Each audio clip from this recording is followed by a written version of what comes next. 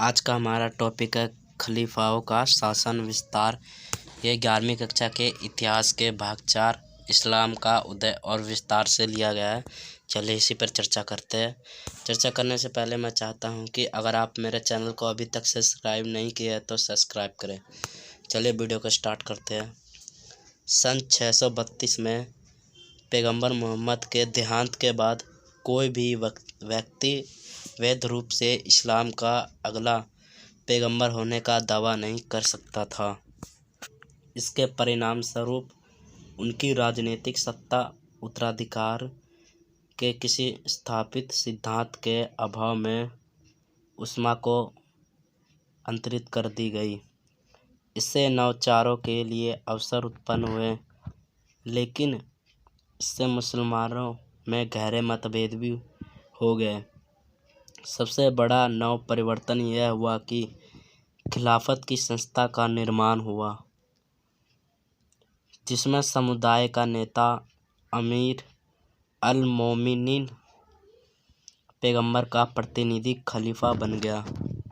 पहले 4 खलीफाओं सन 632 से 661 के बीच ने पैगंबर के साथ अपने गहरे और नज़दीकी संबंध के आधार पर अपनी शक्तियों का औचित्य स्थापित किया और पैगंबर द्वारा दिए गए मार्ग निर्देशों का अंतर्गत उनका कार्य जारी रखा।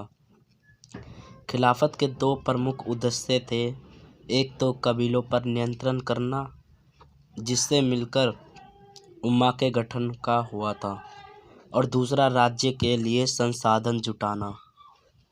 पैगंबर मोहम्मद के देहावसान के बाद बहुत से कबीले इस्लामी राज्य से टूटकर अलग हो गए। कुछ कबीलों ने तो उम्मा के नमूने पर स्वयं अपने समाजों की स्थापना करने के लिए अपने स्वयं के पैगंबर बना लिए। पहले 4 खलीफाए पहला अबू बकर ने अनेक अभियानों द्वारा विद्रोहों का दमन किया। दूसरे खलीफा उमर ने उम्मा की सत्ता के विस्तार की नीति को रूप प्रदान किया।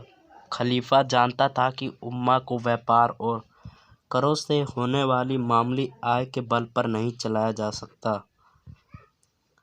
यह महसूस करते हुए कि अभियानों के रूप में मारे जाने वाले छापों से लूट की भारी धनराशि प्राप्त की जा सकती है, खलीफा और उसके सेनापतियों ने पश्चिम में बाइजेंटाइन साम्राज्य और पूर्व में ससानी साम्राज्य के इलाकों को जीतने के लिए अपने कबीलों की शक्ति जुटाई।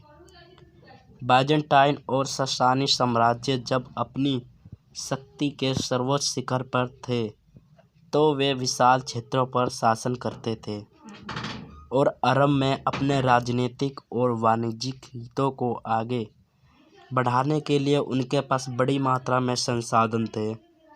बाइजेंटाइन साम्राज्य ईसाई मत को बढ़ावा देता था और ससानी साम्राज्य ईरान के प्राचीन धर्म जरतुस्त धर्म को संरक्षण प्रदान करता था। अरब के आक्रमण के समय इन 2 साम्राज्यों की शक्तियों में धार्मिक संघर्षों और अभिजात वर्गों के विद्रोहों के कारण गिरावट आ चुकी थी। इसके कारण युद्धों और संधियों के जरिए उन्हें अपने अधीन लाना आसान हो गया था। 3 सफल अभियानों 637 से 642 के बीच में अरबों ने सीरिया, इराक, ईरान और मिस्र को मदीना के नियंत्रण में ला दिया। तीसरा खलीफा उस्मान ने अपने नियंत्रण मध्य एशिया तक बढ़ाने के लिए और अभियान चलाए। पैगंबर मोहम्मद की मृत्यु के 1 दशक के अंदर अरब इस्लामी राज्य ने नील और अक्सस के बीच के विशाल क्षेत्र को अपने नियंत्रण में ले लिया।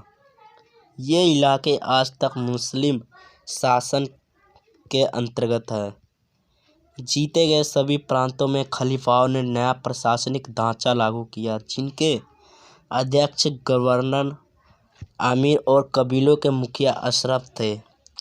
केंद्रीय राजकोष बैत अल माल अपना राजस्व मुसलमानों द्वारा अदा किए जाने वाले करों से और इसके अलावा धावों से मिलने वाली लूट में अपने हिस्से से प्राप्त करता था।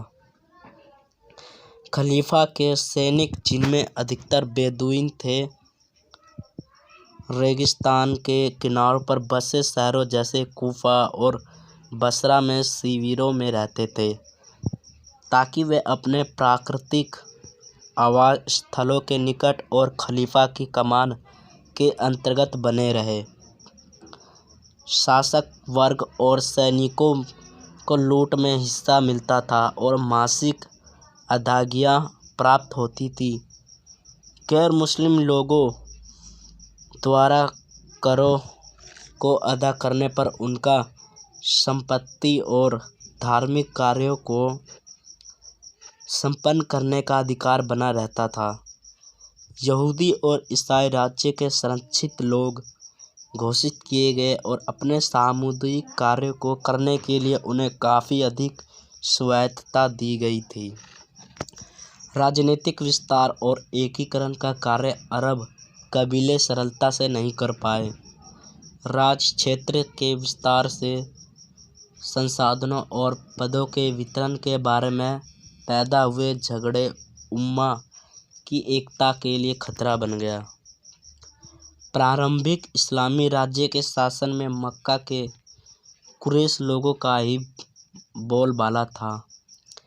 तीसरा खलीफा उस्मान 644 से 56 में भी एक कुरैश था और उसने अधिक नियंत्रण प्राप्त करने के लिए प्रशासन को अपने ही आदमियों से भर दिया।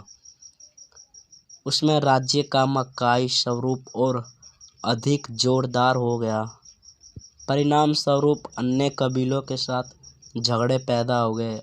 इराक और मिस्र में तो विरोध था ही, अब मदीने में भी विरोध उत्पन्न हो जाने के कारण उस्मान की हत्या कर दी गई। उस्मान की मृत्यु के बाद अली को चौथा खलीफा नियुक्त किया गया। अली द्वारा 656 से 61 के बीच उन लोगों के खलीफा जो मक्का के अभिजात तंत्र का प्रतिनिधित्व करते थे। दो युद्ध लड़े जाने के बाद मुसलमानों में दरार और गहरी हो गई। अली ने अपने आप को कुफा में स्थापित कर लिया और मुहम्मद की पत्नी आयशा के नेतृत्व वाली सेना को ऊँट की लड़ाई 657 में पराजित कर दिया। लेकिन वह उस्मान के नातेदार और सीरिया के गवर्नर मुआविया के नेतृत्व वाली गुट का दमन नहीं कर सका। अली का दूसरा युद्ध, जो सिफ़ीन उत्तरी मेसोपोटामिया में हुआ था, संधि के रूप में समाप्त हुआ, जिसने उसके अनुयायियों को 2 धड़ों में बांट दिया। कुछ उसके वफादार बने रहे, जबकि अन्य लोगों ने उसका साथ छोड़ दिया और वे खरजी कहलाने लगे। इसके शीघ्र बाद एक खरजी द्वारा कुफा में एक मस्जिद में अली की हत्या कर दी गई। उसकी मृत्यु के बाद उसके अनुयायियों ने उसके पुत्र हुसैन और उसके वंशजों के प्रति अपनी निष्ठा प्रकट की। मुआविया ने 661 में अपने आप को अगला खलीफा घोषित कर दिया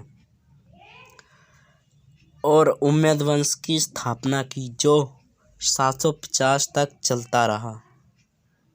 गृह युद्धों के बाद ऐसा प्रतीत होता था कि अरबों का आधिपत्य विखंडित हो जाएगा।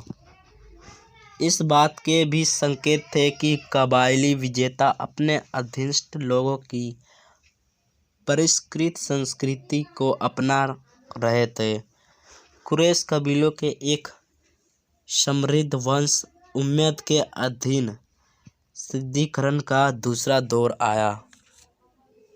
धन्यवाद दोस्तों। अगर यह वीडियो आपको अच्छी लगी हो तो वीडियो को लाइक करें, कमेंट करें और शेयर करना ना भूलें। और चैनल को अभी तक आपने सब्सक्राइब नहीं किया है तो सब्सक्राइब करें, ताकि जब भी हम अगला वीडियो बनाएं तो आपके पास आसानी से मिल सके और आप उसको देखकर नॉलेज बढ़ा सकें।